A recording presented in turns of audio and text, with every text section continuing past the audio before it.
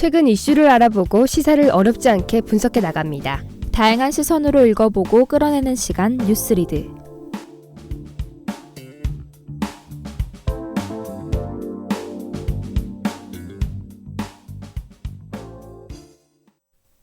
반갑습니다. 뉴스리드의 아나운서 김민영입니다. 안녕하세요. 아나운서 정소라입니다. 소라씨, 제가 요즘 사소한 일 하나에도 신경이 날카로워지고 아무것도 안 하고 생각 없이 사는 것 같아요. 무슨 병이라도 걸린 건 아닌지 걱정돼요. 너무 걱정 안 해도 될 것 같아요. 그저 새학기 증후군에 걸린 것이니까요. 새학기 증후군이요? 그러고 보니 학기가 시작되면서 증상이 심해졌던 것 같은데. 새학기 증후군은 일종의 성장통으로 보면 돼요. 변화에 대한 불안과 거부감으로 인해 나타나는 것으로 곧 적응하면 괜찮을 거예요. 그렇군요. 덕분에 힘이 나네요. 앞으로 이런 걱정들을 떨쳐내버리고 친구들과 자주 만나고 긍정적으로 생활해야겠어요. 민영 씨뿐만 아니라 대부분의 학생들이 이런 증상을 겪고 있을 텐데요. 다가올 불안에 너무 두려워하지 말고 지금 이 순간을 즐기면서 새학기를 맞이했으면 좋겠습니다. 네, 그럼 노래 듣고 뉴스리드 시작해봐요. 케이티 페리의 티네이지 드림.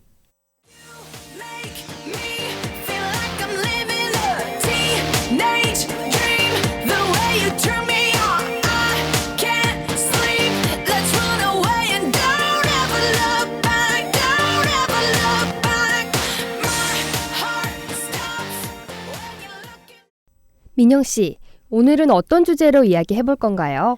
오늘은 대기업의 갑질에 대한 주제로 얘기해 보려고 합니다. 권력의 우위에 있는 갑이 상대적 약자인 을에게 행하는 부당한 횡포와 권력 남용을 지칭하는 신조어인 갑질이 최근 몇 년 사이에 기업에도 자주 발생해 적잖은 파문을 낳고 있습니다. 이름만 들어도 누구나 다 아는 대기업들이 최근 들어 갑질 논란으로 이슈가 되고 있죠. 네, 그중에서 전 세계 패스트푸드 브랜드 1위로 선정된 맥도날드에 관해 얘기해 보려고 합니다. 맥도날드는 남녀노소 찾는 아주 인기 있는 음식이잖아요. 그런데 늘어나는 인기와 더불어 맥도날드의 갑질도 큰 논란이 되고 있습니다. 유럽 식품노조와 미국 서비스업 노조는 맥도날드의 노동 환경에 관한 보고서에서 저임금, 불안정한 노동시간, 고용 불안 등의 부당 행위를 지적했습니다. 맥도날드는 저임금을 기본 영업 방침으로 하고 있잖아요. 그로 인해 경영진과 종업원 간 임금에 심각한 불균형을 보인다고 하는데 사실인가요? 네, 실제로 맥도날드 노동자들은 초과 노동에 대한 대가를 받지 못하고 있다고 합니다. 또한 이들은 불안정한 노동시간 때문에 예산 계획을 세우기가 어렵다고 주장했습니다. 초과 노동에 대한 대가를 받지 못하는 것은 엄연한 노동 착취 아닌가요? 이러한 경우를 대비해 기업과 노동자 간의 근로계약서를 작성해 근무시간이나 급여를 정확히 지키도록 하고 있잖아요. 원칙적으로는 근로계약서를 작성하는 게 의무로 되어 있습니다. 그러나 전 세계 맥도날드 노동자의 90%는 시간제로 임금 계약을 하고 있습니다. 몇몇 매장은 근로계약서를 쓰지 않고 고용주가 근로자를 마음대로 해고한다고 해요. 전 세계적으로 맥도날드에서 일하는 사람이 많아지고 있는 만큼 근로기준을 정확히 인지해야 할 필요가 보입니다. 그리고 최근에는 맥도날드에서 일하는 사람들이 맥노회라고 불리고 있잖아요. 네, 맥도날드 노조들은 최저임금 시급을 받고 중노동에 시달리는 것에서 불만을 토로했습니다. 그리고 부당함을 알리는 맥도날드 규탄 대회를 열었습니다. 그렇군요. 이들은 언제부터 대회를 진행해 왔나요? 맥도날드 규탄 대회는 2014년부터 현재까지 진행되고 있습니다. 맥도날드 노조들은 맥도날드와 같은 대기업 프랜차이즈가 직원이 아닌 아르바이트생으로만 채용하여 최대 1년 계약만 할 수밖에 없는 관행을 지적했습니다. 심지어 맥도날드는 일명 꺾기 문제로 많은 논란이 되었잖아요. 근로자들이 근로시간을 정할 수 있게 하도록 만든 유연근로제를 악용한 결과라고 보는데 어떻게 생각하나요? 실제로 고용주를 위한 유연근로제라고 할 수 있습니다. 맥도날드는 인건비를 절약하기 위해 손님이 적을 때 근로자를 조기 퇴근시키거나 손님이 많을 때는 휴식시간을 미루며 근무시간을 조작하고 주휴수당을 지급하지 않는다고 합니다. 이것은 분명 근로기준법 46조에 위반하는 행위인데요. 고용주가 임의로 근무시간을 줄일 때는 근로를 안 하는 시간과 더불어 임금의 70%를 지급하는 게 정상적인 방침입니다. 네, 그렇지만 맥도날드 측에서는 오히려 근로자들이 지시를 잘 따르지 않아 벌어진 일이라며 해명하고 있습니다. 맥도날드는 노동 문제뿐만 아니라 고용구조 또한 문제가 되고 있죠. 한 매장에 5명 내외의 관리자만 정규직이고 약 40명의 직원은 모두 비정규직으로 고용한다고 합니다. 맞습니다. 이러한 문제로 인해 근로자는 안정된 일자리를 보장받을 수 없으며 일하는 시간마저 불확실한 상태로 일해야 합니다. 더 나아가 근로자들의 최저 시급 문제에 대해서 짚고 가고 싶은데요. 이에 대해 민용 씨의 생각은 어떠한가요? 지금까지도 맥도날드와 같은 대기업이 최저 시급만을 지급하고 있습니다. 하지만 그로 인해 다른 사업자들이 근로자에게 임금을 올릴 가능성이 과연 있을지 의문을 제시하고 싶습니다. 네, 제가 개인 사업자라도 대기업이 주는 임금을 줄였으면 줄였지 올리지는 않을 것 같네요. 세계적으로 수만 명의 노동자를 고용하고 있는 대기업이 충분히 시급을 올릴 수 있을 텐데 말이죠. 앞서 말한 바와 같이 제대로 보장받지 못하는 근무 환경과 계속되는 최저시급에 노조원들은 맥도날드 신촌점 일부 매장을 점거했습니다. 노조들은 맥도날드에 갑질이라는 문구에 스티커를 붙이며 경찰과 대치하는 상황까지 벌어졌습니다. 그리고 이들은 맥도날드 본사 앞에서 조주현 대표이사에게 단체 교섭 10대 요구안을 제시했습니다. 먼저 노래 듣고 와서 얘기 나누어 보겠습니다. 프라이머리의 러브.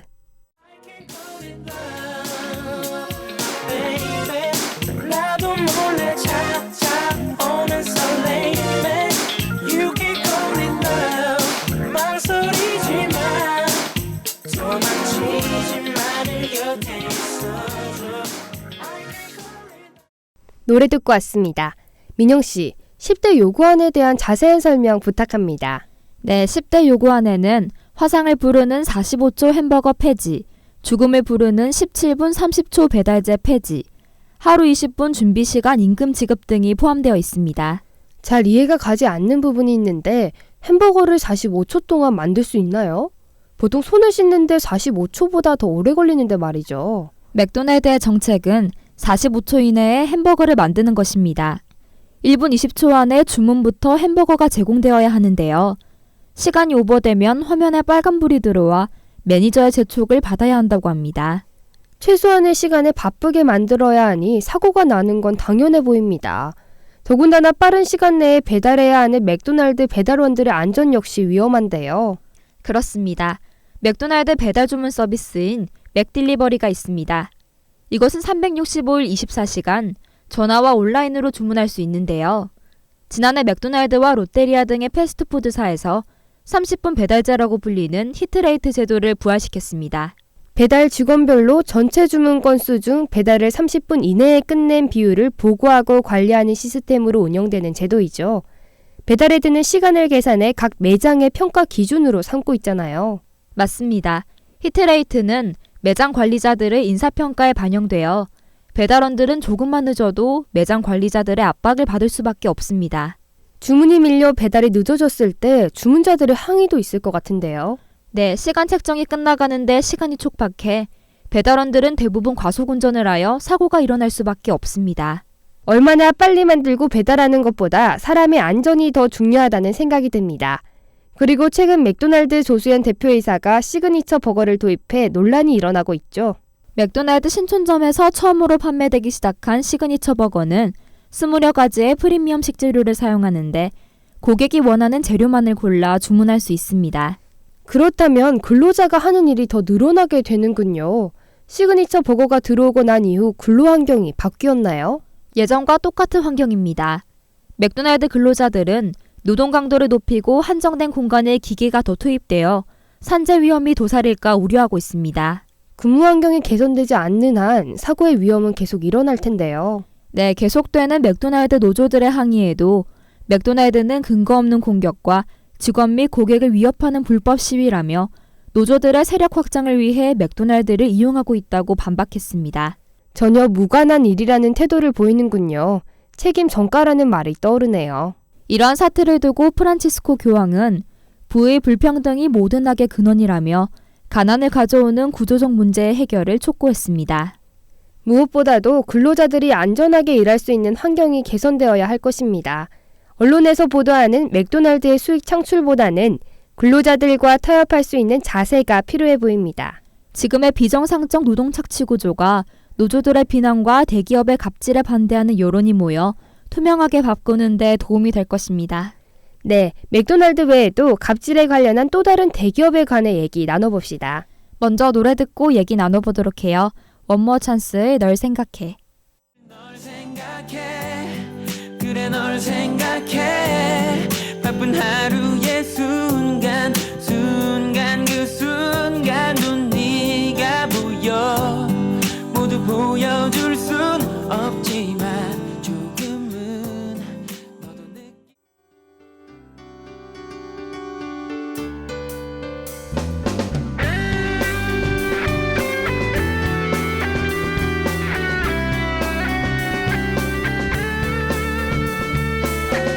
청대 방송 함께하는 방송 우리들의 소리 동안 대학 방송 청대 방송 함께하는 방송 우리들의 소리 동안 대학 방송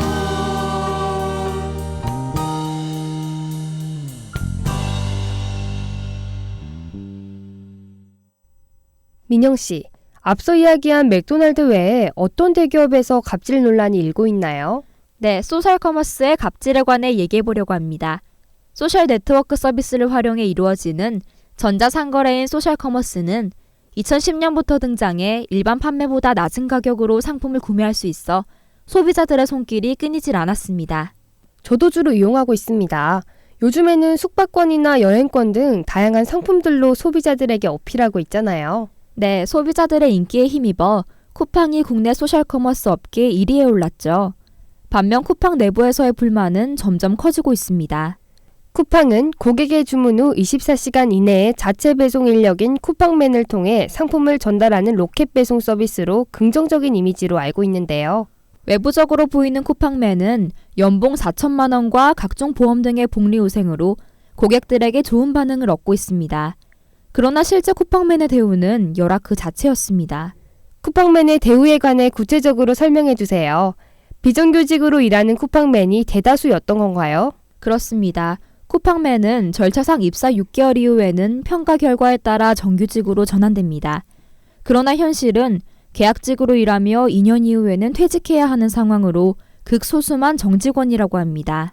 와, 충격적인 사실이네요. 이것이 국내 소셜커머스 1위로 불리는 기업의 대우라니요. 이에 관한 쿠팡의 입장은 어떠한가요? 쿠팡은 사실무근이라는 입장을 내놓고 있습니다. 그런데도 정규직으로 전환되는 쿠팡맨의 수는 공개하지 않고 있습니다. 정말 떳떳하다면 공개를 할 텐데 말이죠. 저는 이러한 사태를 고용주와 근로자 간 소통의 문제라고 생각합니다.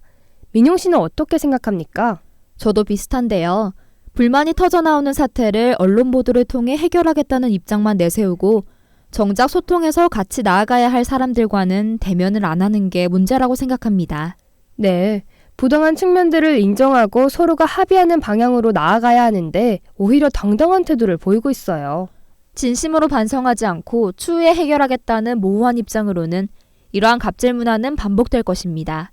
우리 사회가 언제부터 갑을관계의 소용돌이에 빠지게 되었는지 안타깝습니다. 고용관계가 수직적 관계가 아닌 수평적 관계로 함께 이루어 나갔으면 하는 바람입니다. 네, 이러한 바람이 이루어지기 위해서는 고용주와 피고용주 사이에서 대화할 수 있는 장을 마련해야 합니다. 저도 그렇게 생각합니다. 또한 지금 사회에서 일하고 있는 사람들과 사회로 발돋움하는 청년들을 위해 정부에서 근무의 안정적인 환경을 만들어줘야 할 것입니다. 그렇습니다. 지금까지 대기업 갑질 문제에 관해 얘기 나눠봤는데요. 노래 듣고 마무리하겠습니다. 테일의 흔들린다. 나비가 꽃을 스쳐만 간대도 작은 꽃잎들이 흔들리는 거겠지 강가에 작은 비가 내린다면